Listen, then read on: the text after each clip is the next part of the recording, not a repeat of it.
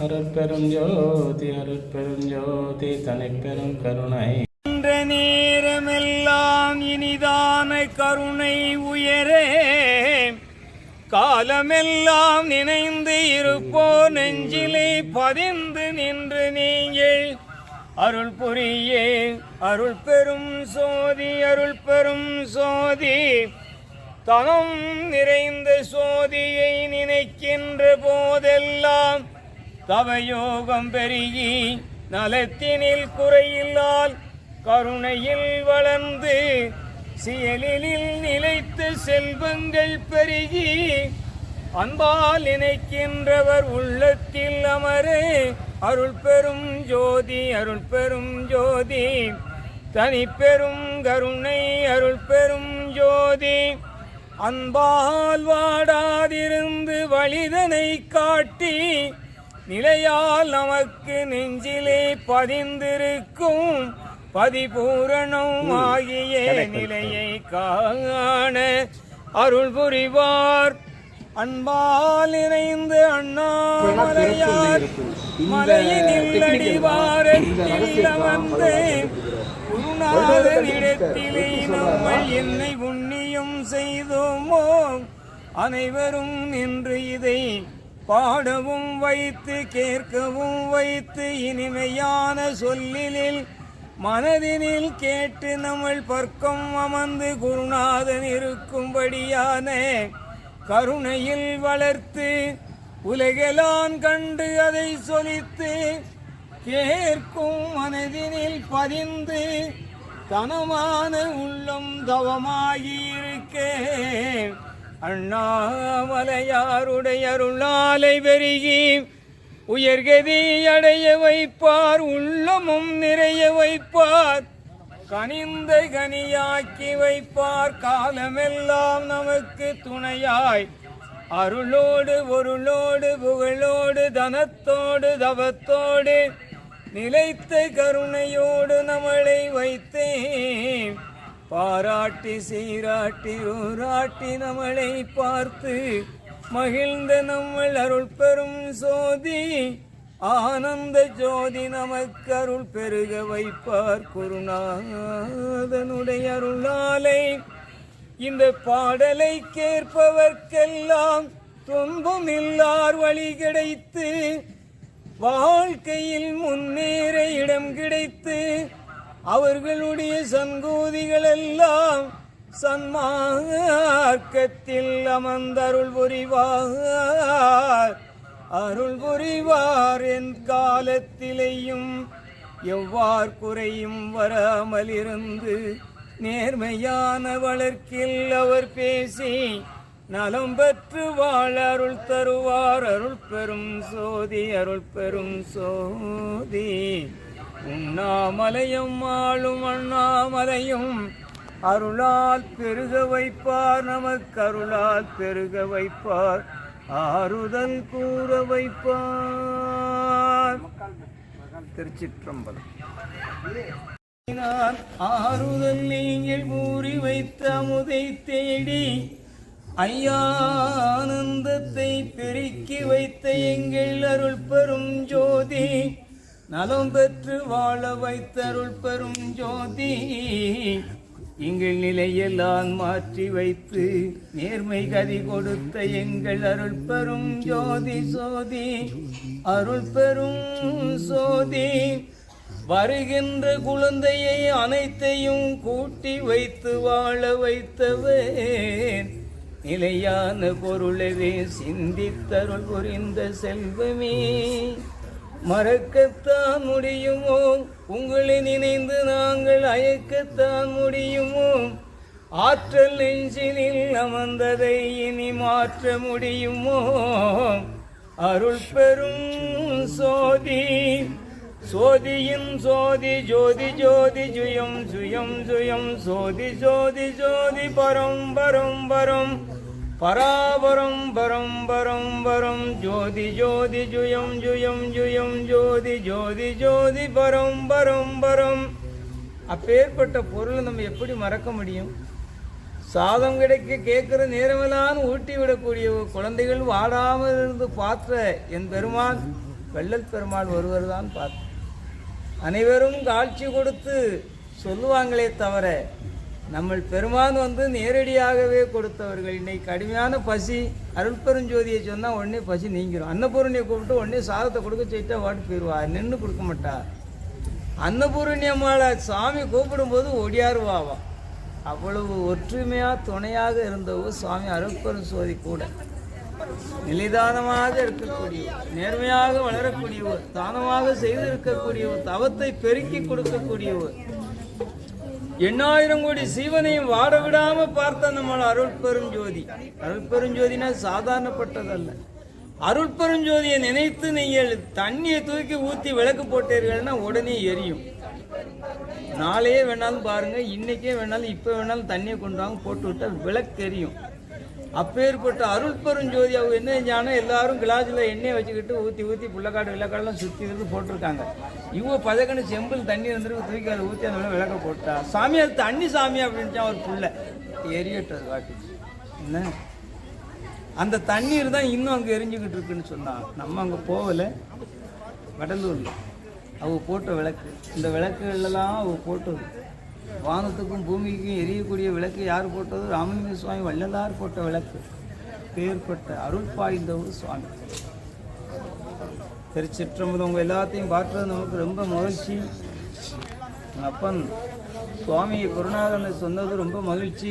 தனமான இடத்திலிருந்து நோய் பிணிகள் இல்லாமல் மாற்றமாகி நலமாகி உங்கள் குழந்தைகளெல்லாம் நல்ல படிப்பு வாசனைகளுக்கு போய் உங்கள் குடும்பதானத்தில் இருக்கக்கூடிய பிழைகளெல்லாம் மாறி தனமான எண்ணத்தோடும் தவத்தோடும் அன்பு தானத்தோடும் அருளோடு வாழும்படியான அண்ணாமலையாருடைய கிருபை வெள்ளத்தில் எக்காலத்தில் நீங்கள் மறக்காமல் வந்து எல்லா பிணியும் மாற்றக்கூடிய அளவெல்லாம் சாமி கொடுப்பா. வருகிற போது நீங்கள் எல்லாம் நினைந்து அண்ணாமலையை நினைக்கின்ற போது அருள் பெரும் ஜோதி உங்கள் கூடயே வருவா. சுவாமி திருச்சிற்றம்பலம். இப்போ ஊழல் பாட்டி எல்லாம் எடுத்து சென்று அதை மாறுதல் பண்ணிட்டு இருக்காங்க. இப்போ இது கல்வெட்டு எழுதியிருக்காரு, சொல்லுவேன் நான். அப்போ இந்த மாறுபட்டு எல்லாம் எழுதிட்டு இருக்காங்க. இந்த வழிபாட்டுக்கும் வந்துகிட்டே இருக்குது. நானும் ஒரு இடத்துல கோயம்புத்தூர் ஒரு சிவன் கோயிலை பார்த்தேன். இந்த நிமிடம் தியானம் பண்ணி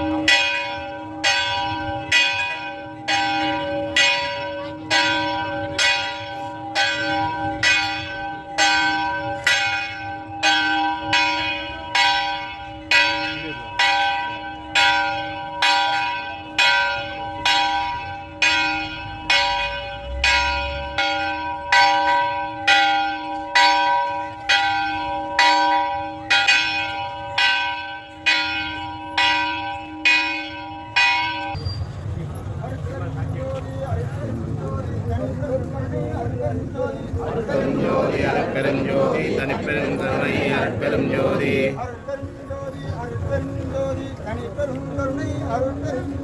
அருட்பெருஞ்சோதி அருட்பெருஞ்சோதி தனிப்பெரும் கருணை அருட்பெருஞ்சோதி. எல்லாரும் சொல்லுங்க. அருட்பெருஞ்சோதி அருட்பெருஞ்சோதி தனிப்பெரும் கருணை அருட்பெரும் அருட்பெருஞ்சோதி தனிப்பெரும் கருணை அருட்பெருஞ்சோதி.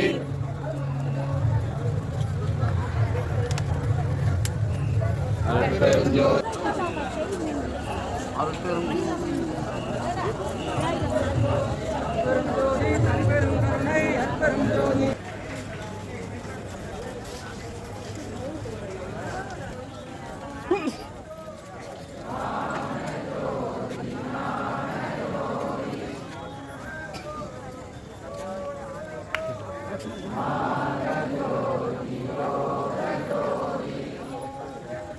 இல்லை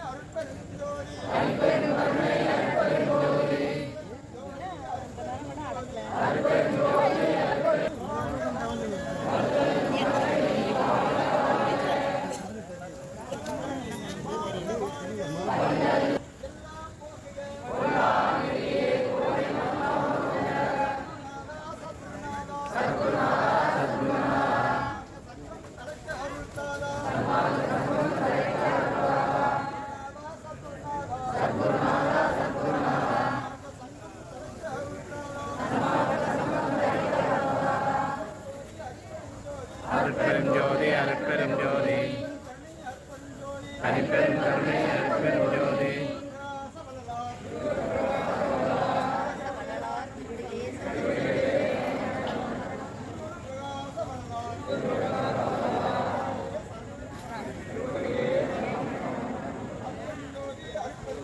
அருட்பெரும் ஜோதி அருட்பெரும் ஜோதி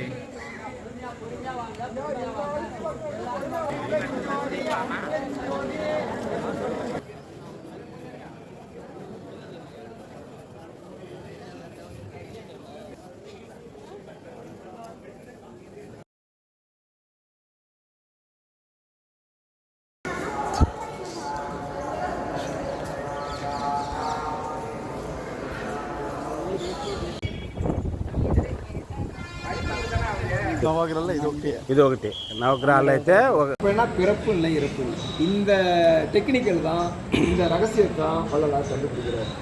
வள்ளுவரை கண்டுபிடிச்சிட்டாரு. எப்படி சொல்றாருன்னா, மலர்மிசை ஏகினார் மாரடி சேர்ந்தார் நிலைமிசை நீடு வாழ்வார். இந்த மரமிழா பெருவாழ்வு தான் வள்ளுவர் அப்படி சொல்றாரு. நமக்கு புரியுங்களா? அது புரியாது.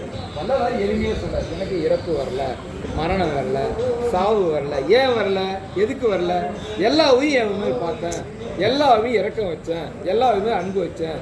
தயவு செய்து நான் பிறர் குற்றத்தை விசாரிக்கல, பிறர் மீது கோபிக்கல. 4 பாயிண்ட் தான். இது எல்லாமே நம்ம கற்றுக்கணும். நம்ம குழந்தைகளை அன்பாக வச்சுருக்கணும், அடிக்கக்கூடாது, சந்தோஷமாக வச்சுருக்கணும், திட்டக்கூடாது, அம்மா அப்பாவை நல்லா வச்சுருக்கணும். ஒரு கல்யாணம் ஆகிட்டு மாமியார் அவங்க வீட்டுக்கு போனால் அவங்கள நல்லா வச்சுருக்கணும். இதுதான் இந்த மனிதர் பிறகு ஏன் நம்ம கடவுளை கொடுத்துருக்கிறாருன்னா, இந்த கற்றுக்கிறதுக்கு தான். இந்த பாடத்தை தான் நம்ம மெயினாக கற்றுக்கணும். படிக்க போய் நம்ம காலேஜில் படிக்கிறோமோ, வேலையில் செய்கிறோமோ, பணம் நிறையா சம்பளம், அது விஷயம் வேறு, அது வாழ்க்கைக்கு.